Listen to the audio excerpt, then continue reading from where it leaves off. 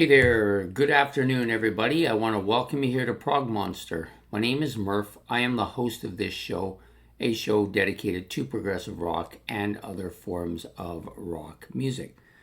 So we're here Monday night. It's time for Monday night's look back at a classic rock album.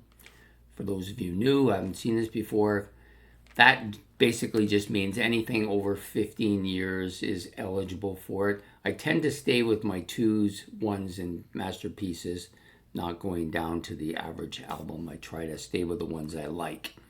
So today we're going to do a third one in this series of four here.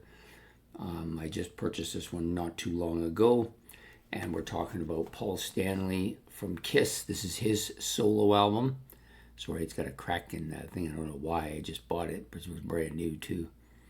Actually, we'll try to put it over this side. Might be a little better. There we go.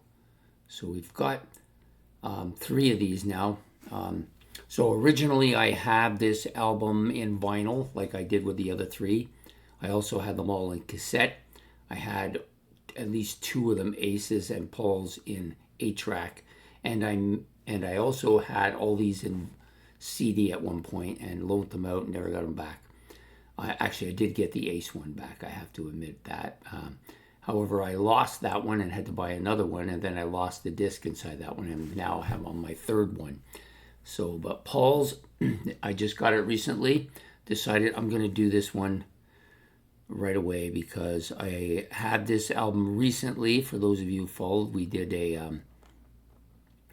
one of Ben's, I think it was the ranking of the albums he gave me. This is one of those albums.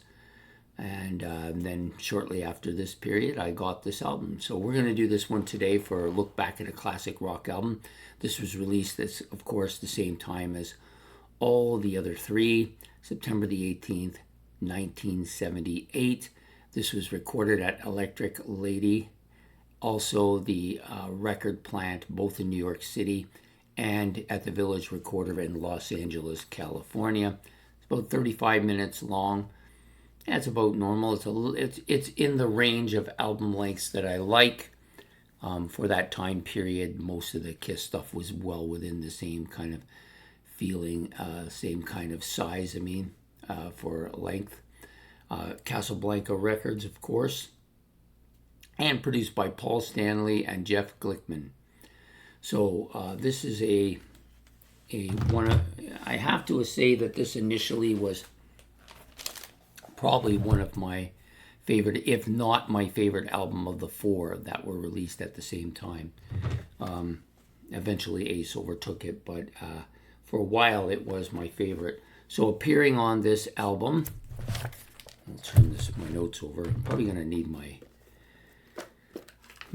glasses here as my eyesight is failing, especially in this dim light of late afternoon. So appearing on this album, of course, Paul Stanley doing lead vocals, acoustic guitar, and some rhythm guitar, as well as lead and backing vocals. Sorry, I think I said vocals twice. It's actually, he played some lead, acoustic, and rhythm guitar, and some lead and backing vocals.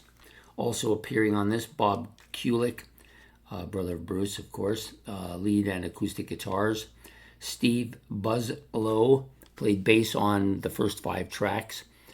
Eric Nelson played bass on the last 4 tracks. Richie Fontana played drums on the first 4 tracks.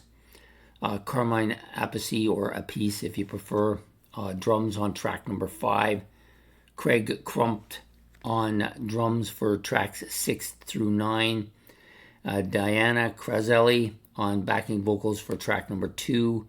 Maria Vidal on backing vocals for track number 2. You've got Pepe Castro on backing vocals for 3 and track number 7. Doug Katsouras on piano, and also on the Omni String Ensemble, as well as backing vocals on track number 7, I believe. And then Steve Lacy on electric guitars for track number 8. So he had a fair number of people as guests on the album. I think most of them did the same thing. In fact, I know Peter did for sure. Ace didn't maybe have as many, but definitely had some guests on that.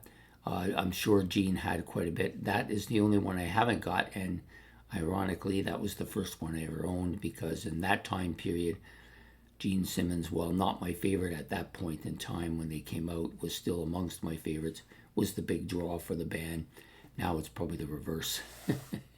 So anyways, this album has 9 tracks on it. I like all the tracks on here. There isn't a track on here I don't like. Some of them I like a lot better. Tonight You Belong to Me, that's the opening track. I like that a lot. Move On, I like that a lot. Ain't Quite Right was probably originally my favorite track. Kind of an eerie, kind of a sad song in some ways, but I did like that quite a bit. Then you got Wouldn't You Like to Know Me, was kind of a more up-tempo song. Some decent guitar in that as well. And Paul, of course, sounding great as he does on almost the entire album. This is actually the beginning of that kind of dynasty kind of vocal sound where they all were more distinctive than they had been earlier on. Then you've got Take Me Away, Together I Remember as One. This is another kind of emotional song. Really quite emotional, actually. I do like this track, but it can only take so much of it. It's All Right, another decent track. They get better towards the backside for him. Hold Me, Touch Me, that's probably to me, I think that's the hit on this album. Whether if they had a hit, that would have been the single, I believe. Correct me if I'm wrong, but I think it was. And then you get down to Love in Chains, which is probably the hardest track on the album. Some good killer guitar on this. Heavy, and Paul's voice is fantastic.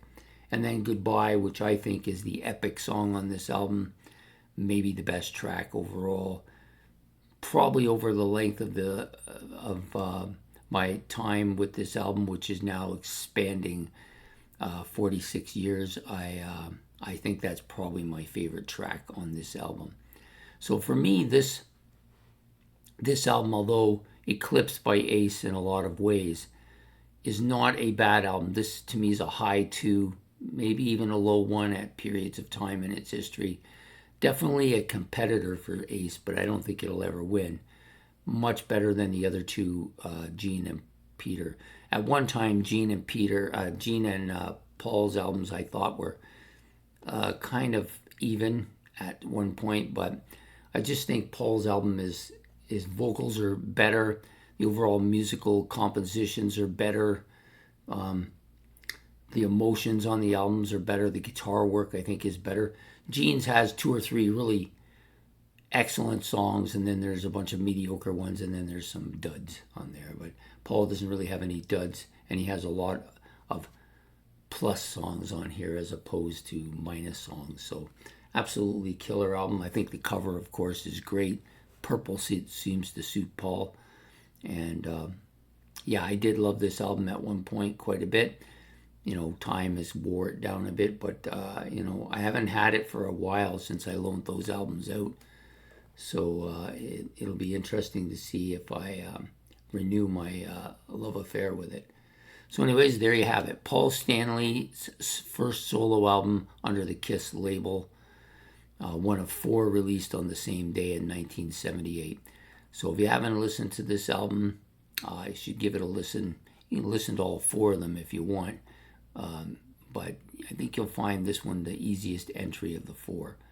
Although Aces is quite heavy as well. So there you have it. I hope you've enjoyed this episode of Look Back at a Classic Rock Album. If you have, please hit the like and subscribe. That's much appreciated.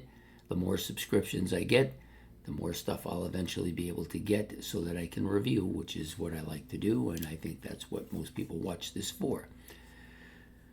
And don't forget to give your comments. You can comment about the album, about the band, about Paul Stanley, whatever you want to comment about. That's all up in the air for this particular comment section. Don't forget to hit the notification bell. And we will be back next Monday with another look back at another classic rock album. Take care and have yourself a good evening. Goodbye.